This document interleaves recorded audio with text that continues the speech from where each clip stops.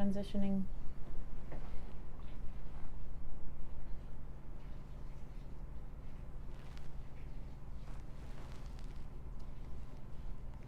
Hey, we're talking about Squid Game 2 up next on Geek Out SA. Do not attempt to adjust your YouTube video. We control the stream.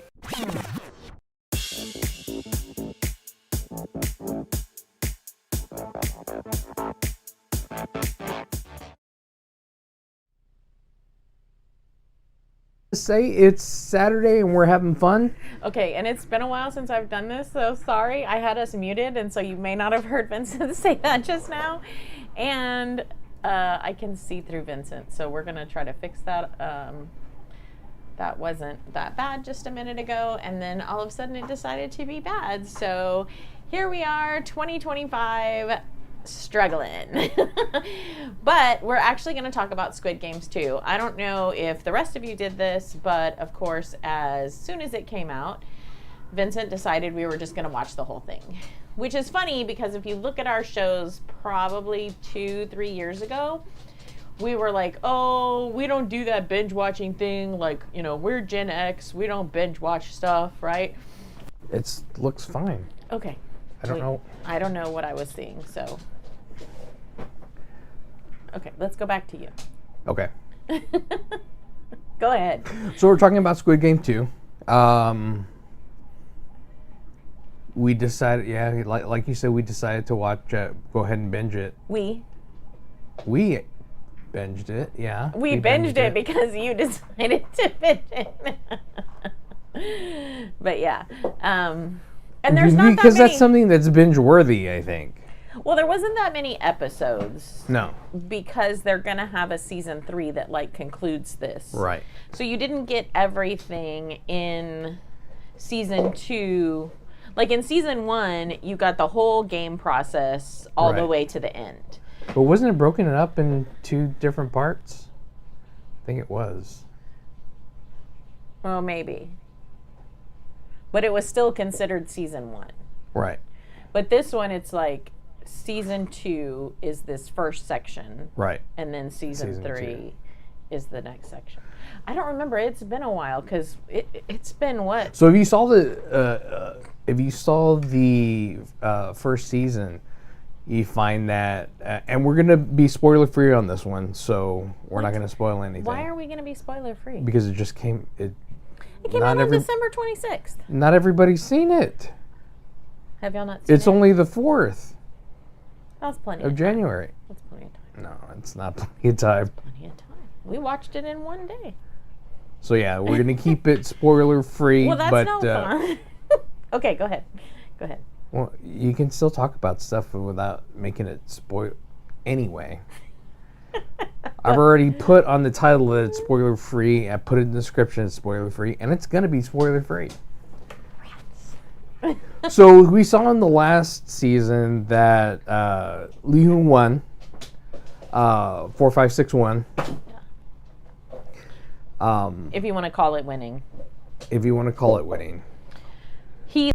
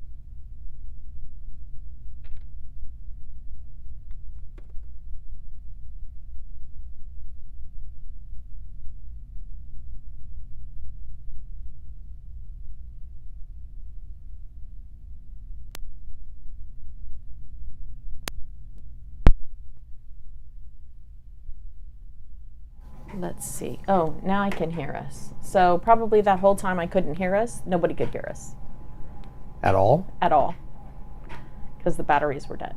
Okay. And I thought it was my headphones. Well, keep going. I mean, what are we going to do? Yeah. Okay. So I'm not sure how much of that y'all missed. We're going to have to put like subtitles on it. But he said hardly hear us, so he could hear us. He could just hardly hear us. He says, there you are. So I don't know how much y'all missed. But we talked about the actor with the purple hair. He was, outside of being in Squid Games, he was like a K-pop star. He had some problems in his personal life, and he kind of had fallen from grace and didn't think he was going to get any kind of career back. Right. So kind of took this job. And then in Squid Games 2, you see his character kind of dealing with these demons that he dealt with in real life. So that was kind of what we were talking about. And then we were talking about kind of the Gen Z stuff that was going on, because he is a pop star in the movie, in the series as well. And so all these kids are like trying to do like selfies with him and stuff because Well, he's like a rapper. Yeah, a rapper. He's a rapper. He's not K-pop. He's a rapper. They're supposed to be taking pictures of just themselves, right? For their like on-screen thing for like when they die, like Divergent or not Divergent. What's the one? A Mockingjay. It reminds me of that. Like player 456 is still alive. Anyway, I digress. So they're supposed to be taking a single picture, and then all of these groupies want to get in with him, and they're like, yeah, like we want to take our picture or whatever. And then here's the people in the pink suits, and they're like, yeah, one at a time. And they're like, come on, how are we going to remember this? Like, come on, dude, take one for us. You took our phones. Like, there's all this like Gen Z stuff going on. So there's a lot of, if you pay attention, there's a lot of commentary in this show, right? Yeah. About, different political things. I don't know about you, but I was really, really surprised to see a transgender character. Yeah. That was unexpected. I didn't think we're gonna see anything like that, but times change, and Still, I did some research because I was just curious, because I know what happens here in the United States, but I don't really know so much about what happens in other countries. And so I did some research just to see, like, are they more liberal in South Korea about transgender? They actually aren't. No. People can transition and they can get some documents changed, kind of like it is here, but they're kind of shunned in society and stuff. And I had read an article where the director actually couldn't find a transgender or even an LGBTQ actor to play the part. Right. It's actually a cisgender man. It's a man who's a man. He's a heterosexual man who plays the role. And actually, this guy plays a lot of LGBTQ characters over there in Korea. Like, he kind of is known for standing for it because they... Well, he actually went through and kind of like studied transgendered people in order to play this part, because he wasn't that familiar with it. Yeah. And so, and the director was like, look, I'm trying to, like you said, kind of show what's happening in the times. And he's like, I knew I was going to get all this backlash on social media and everything. He's like, but if there's no actors to play, but I'm still trying to portray that type of character so that it's in my series, you got to give me something. Like, you got to get off of your bandwagon and just be like, okay, well, at least this is a step forward, right? Right. It might not be the biggest leap that we wanted, but at least it's a step forward. Right. So I think it's really interesting. And this is a really, really microscopic look at humanity in general. In a whole, yeah. Yeah, about the way we treat one another, about how we see ourselves. About how we react to situations. Well, the entire series is that. Yeah, I think. If so, one of the reasons I was really upset with Ji-hoon is because I wanted him to just move forward, right, and be a dad, and maybe he needs to get to stop them, but maybe he doesn't need to be that close into it. And so I'm watching it and I'm kind of upset. But then I'm remembering this book I read by Stephen King. It's called The Long Walk. And in The Long Walk, it starts with all these young people. And all they have to do is walk. And you just walk. And if you walk under 4 miles per hour, they shoot you. You can't stop to go to the bathroom. You have to eat while you walk. You have to try to sleep and walk.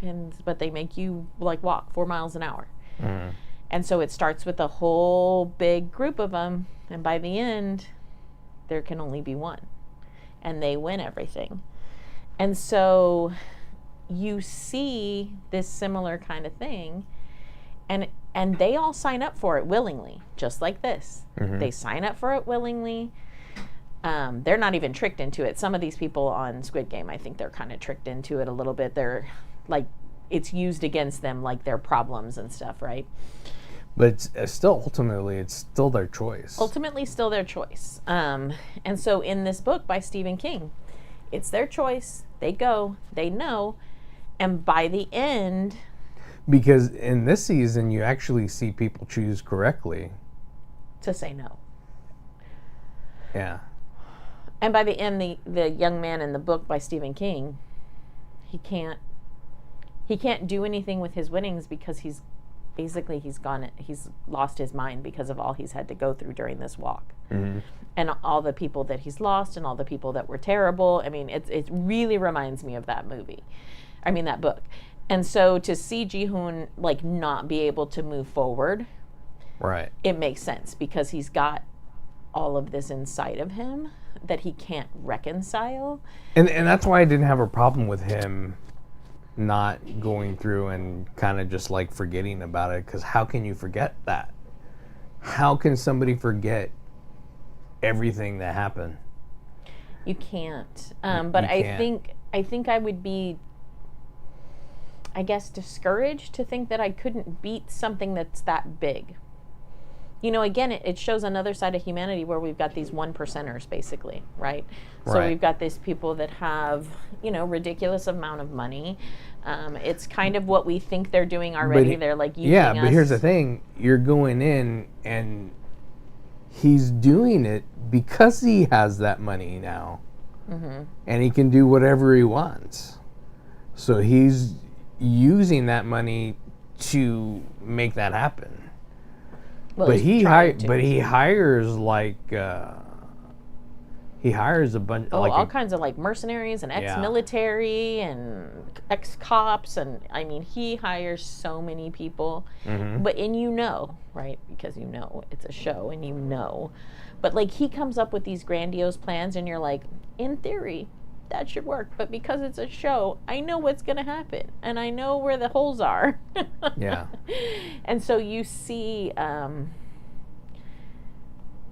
they have a lot of good plans, right? That don't end up going the way that they should. And there's some people that are going to stab him in the back. Mm-hmm. And he doesn't know they're going to stab him in the back, but they're going to stab him in the back. And so it was, it's interesting because Vincent always catches that stuff and he's like, I know this is going to happen. I know that this is going to happen. And I'm like, shut up. Without seeing anything on it, because I didn't watch anything until I started watching the... Yeah, you didn't watch anything until after we were completely done with the show. So there's another part of it that really... Like, I think the part about not seeing his daughter is because I'm a parent and because my kids had a bad bio dad, and so I have all these feelings still about that, 30 years later or whatever. But I am going to spoil a little bit. Can I just a tiny bit? What part? The part where I think Ji-hoon does something that I would say is pretty horrific. He's done all these things to try to help them as far as he can. And then the whole like hiding, and you know what I'm talking about? And then he doesn't really save a bunch of them, and he probably could have. You know what I'm talking about? Oh, wait. Yeah. Because he's trying to do the thing. That's not like a huge spoiler. Okay, it's not a spoiler. Yeah. So he's been trying to, you kind of know that he's been trying to help everybody to stay alive as much as possible, right? And so they get to the part, and we saw it in season 1, right? They get to this point where they're against each other, and they finally realize, hey, if I can kill a bunch of these people myself, there's fewer competitors and there's more money for me, right? Right. So they've got a little twist in it, and they've got another reason why they're going to be. They're basically in factions at this point, right? And they're separated out. And so, Ji-hoon is with the, I guess, nicer people, basically. The ones that want to go home. Yeah, and he knows that this is coming. And so he warns them that this is coming. But then he decides if he and his core group, hide under the beds while all of this is happening, the other people in the group are going to get killed, they're going to be safe, and then they're going to overtake the guards. So when they show it happening, I feel like, because he talks about it, and they do this really good thing of kind of confusing you, because he's talking about it, and a lot of the times he's talking about stuff and you're seeing it kind of go on in his mind or whatever, but it hasn't happened yet. And so when he's talking about it, they're showing all the scenes happening, and you're like, oh, well, he's just imagining what's going to happen. And then all of a sudden it's all done. And you're like, oh, shoot, he wasn't imagining it. He let all those people get killed. That's insane. Right. I can't believe he let all those people get killed. How far is he willing to go? And I think maybe that was what it was supposed to show us. Or make us think, how far is he willing to go? But he also knows that not everybody's going to make it, since he's been through it already. Yeah, but I think he was still trying to do his best, because there's a different option this season. In this time in the games, there's a different option than there was last time. And so there's a potential for more people to make it if he can tip the scales. But to an extent, by hiding, he tips the scales the other way. Right? Don't you think? But I don't know. I guess you have to watch it, because that's the only way he would have been able to do what he did. I know. But again, I think that makes us wonder. But it is just it comes to the thought of, was that sacrifice the right thing to do, or was it not? Right. I guess we'll find out in season 3. Because that's the question that we have all the time is, are the lives of the few, do they weigh more than the lives of the many? Right. Because you don't know how many times these games have gone on. Yeah. There's another thing that was in there that's not a typical thing that happens, is there is a pregnant woman in this. I was super shocked by that. Now this is a big thing, because in Korea, if a pregnant woman is in there, nothing bad gets to happen to her. So that's kind of like a thing in Korean entertainment, to where they don't do anything bad to them. But are they going to stray from that? Maybe because just for the shock factor? I mean, they've pushed a lot of limits with this show, right? Yeah. So I was really, really surprised by that one. You know what else I found interesting in this season, and I hadn't checked anything about it, but in this season, a lot of the people in the games have connections to one another. This one used they to... did in last season too. It doesn't seem like there was not as many, but they did have a connection. There seems to be more connections. It almost seems like these connections were purposeful. You know what I mean? They went and chose these people on purpose to kind of pit them against each other to see, because of the new layer that they put in there. So they want to see, are they going to sacrifice for the other person, or are they going to selfishly continue forward for themselves? Right. Is it I'm going to push my luck and put somebody else's life on the line that I know or care about, but how important is money? to Yeah. people after all. We also have another thing where we have a daughter and son team in there now. Mother and son. Or mother and son, yeah. Yeah, and that was one of the ones that it's hard. It's hard for both of them. Mm-hmm. Especially the scene with the music that you love, that you torture me all the time. Yeah. You want to sing the song for everybody? I don't know what the words are. I don't know it either. Ding-ding-ding, ding-ding, ding-ding-ding, ding-ding. And all this stuff is based in stuff that happens in Korea, like that song is something that you hear as a kid all the time. Mm-hmm.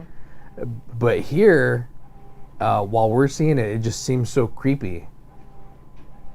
Well, and that's the thing, is they've turned these games that are children's games into horrors, right?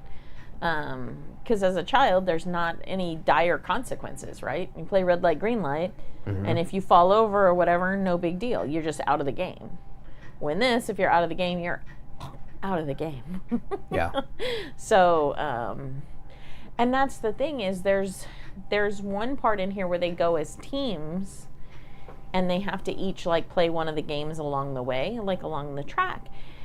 And so they get to kind of talk to one another, and they get to choose, and they're like, okay, which game, like, you know, we're a team of 5, which game do you think you would be good at, which game, and so they get some time to strategize ahead of time. And so they're like, oh, in school I was really good at this game, or I was good at this, or whatever.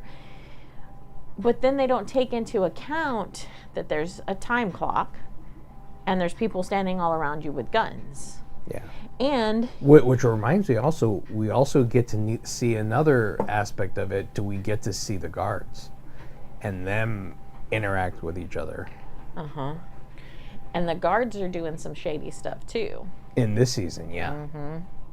Yeah. Which they may have been doing in the other seasons and we didn't know about. Right. Because we never got to see behind that curtain, basically. And then it's interesting to see, because one of the guards that we see, that we kind of get to know, has a connection to one of the contestants as well. And we get to see how that kind of plays out.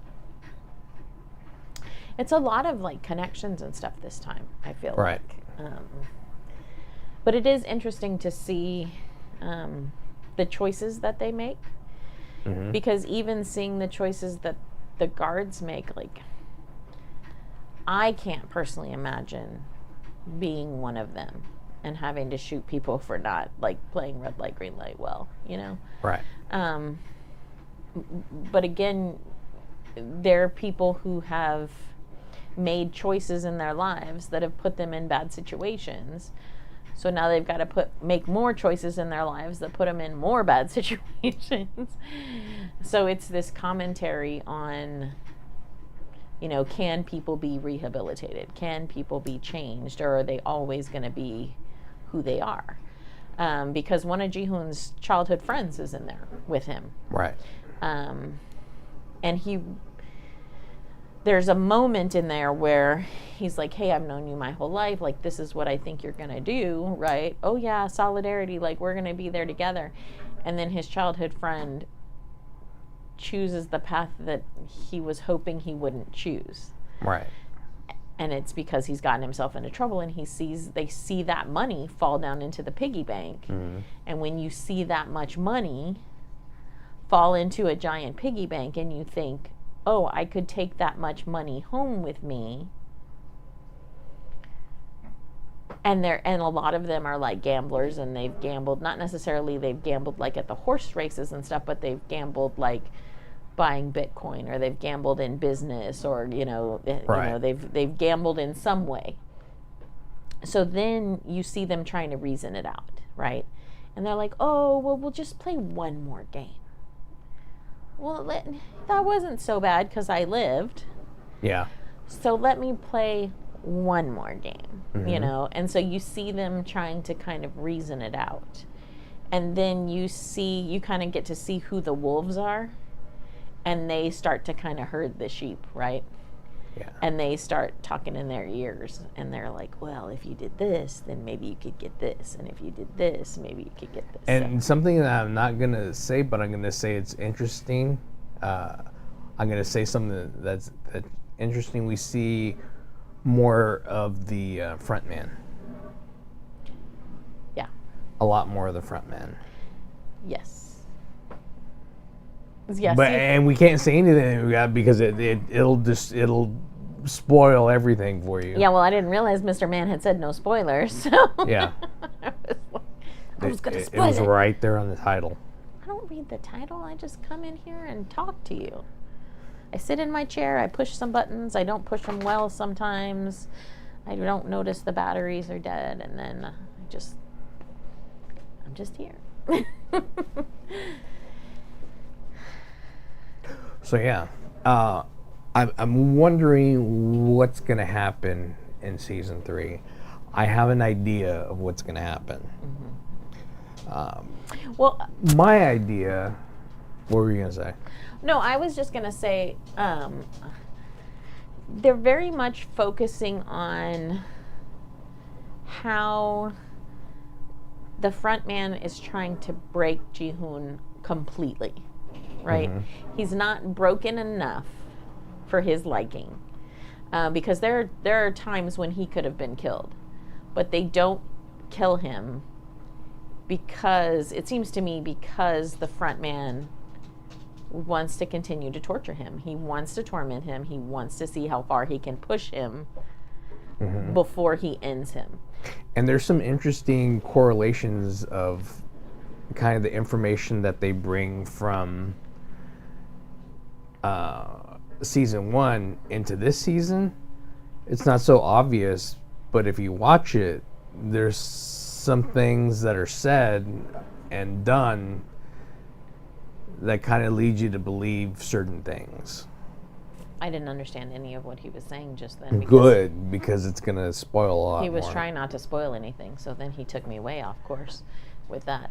Well, one of the things... was something that the 001 on the first season said. One of the things that we don't get to see so far this time is the other rich people that are in there watching the games. Like, we get to see that in season 1. We're not really seeing that in But we didn't really see that until the second part of season 1. of season 1. But it just seems to me they're really focused more on, like you said, those guards in the background. It's not just the guards, it's the people, like, watching the cameras, it's the people watching the island to make sure that nobody's getting on there. And there's some other, like, kind of higher up people, because they're telling the front man, like, why do you always like to play with your food, basically. Yeah. Well, 001 of last year was a Squid Game creator. We're assuming that.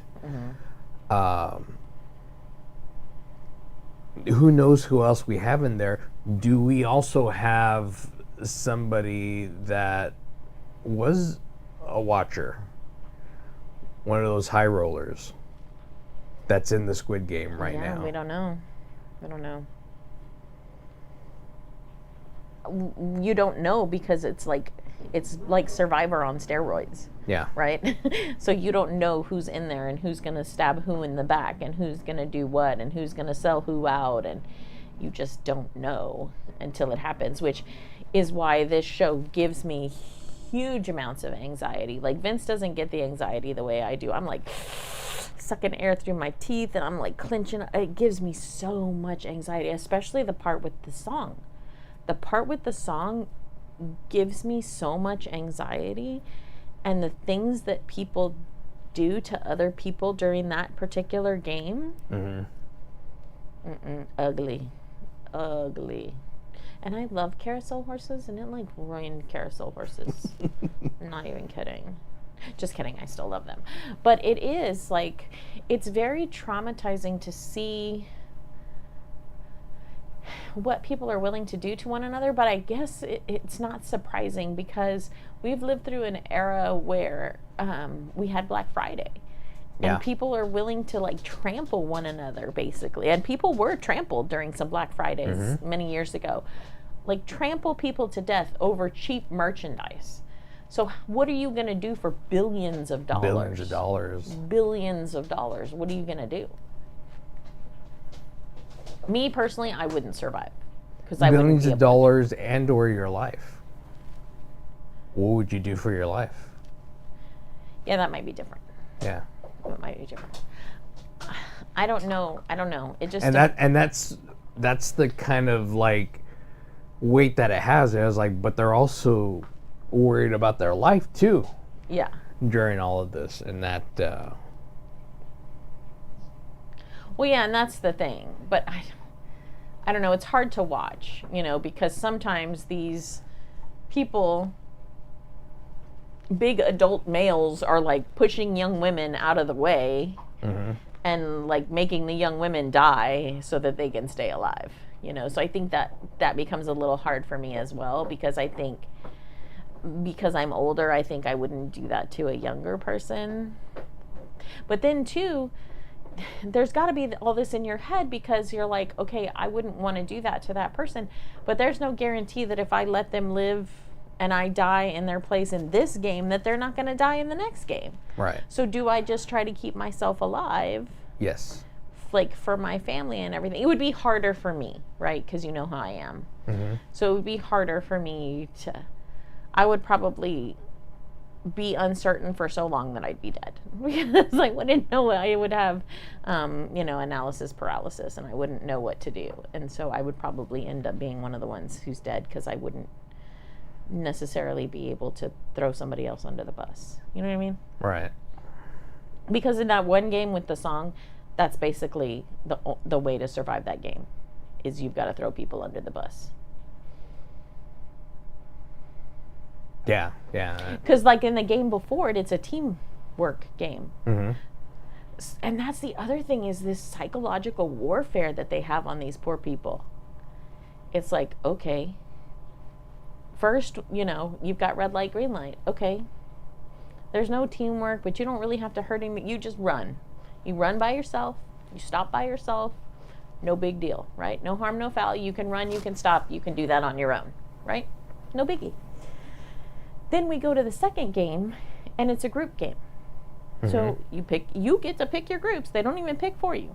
You get to pick. You make some little friends, which is another part of the psychological warfare, because now you've made this little group of friends, right? And you've gone through this game together, and you've survived, because if not, you're dead. And so, you've played this game together, you've counted on each other, you've survived, and so there's this camaraderie, and oh yay, we survived together, or whatever, and we're friends. And then you go to the third game. And the third game is, oh, you had your little group of 5?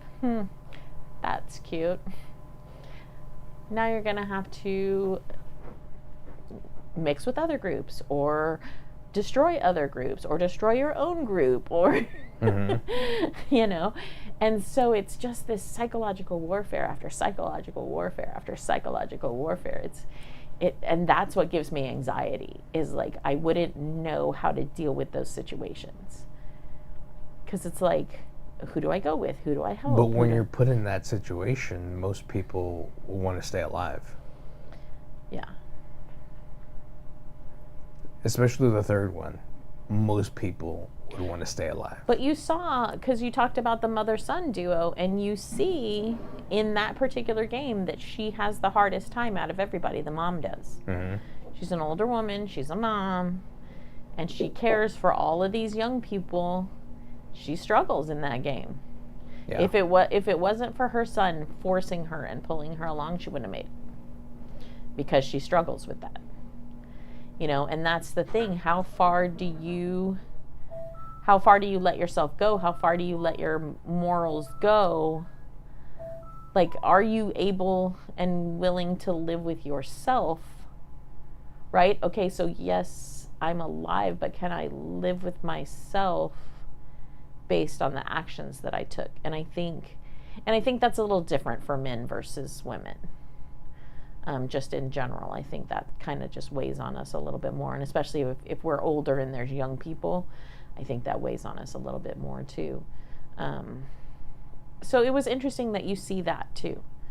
And especially because she finds out about the pregnant girl.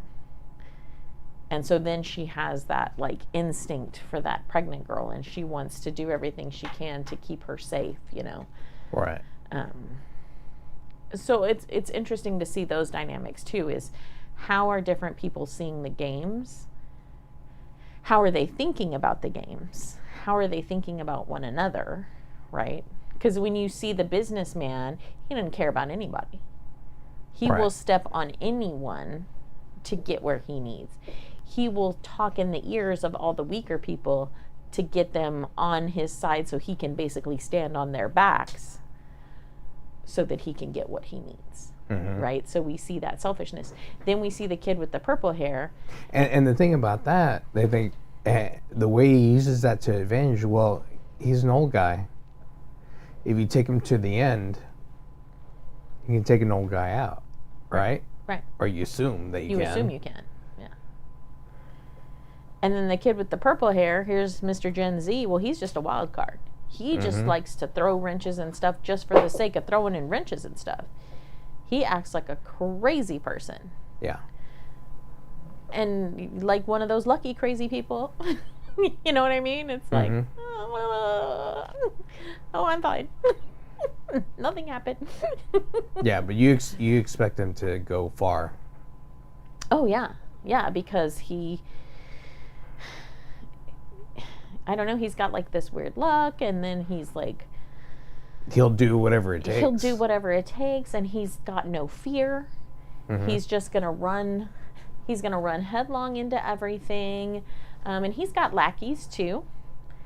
And so he's like, oh, and he finds weak kids too that he pushes around and manipulates, and like, you know, he kind of gets over them and threatens them, and he's got his lackeys who kind of get over him and Right. threaten him, and they kind of start to make their circle of weaker people. And so again, you see this dynamic in all of these little pods of basically, here's the main person, and they're pulling the strings, and here's all the weaker people, and they're like the stronger people, I guess, or the meaner people.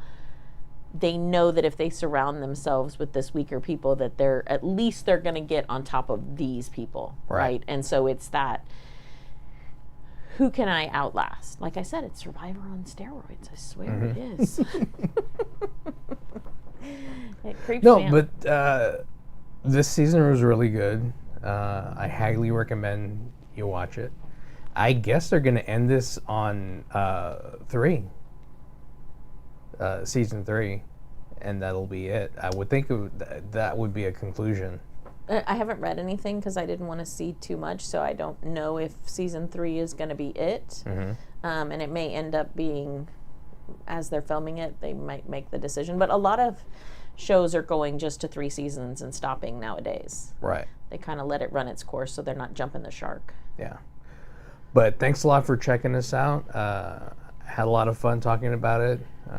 If you haven't clicked on that subscribe button, click on the subscribe button and click on the notification bell so the next time we go live, you'll know. But thanks for checking us out. I'm Vince. And I'm Colleen. Geek out, essay.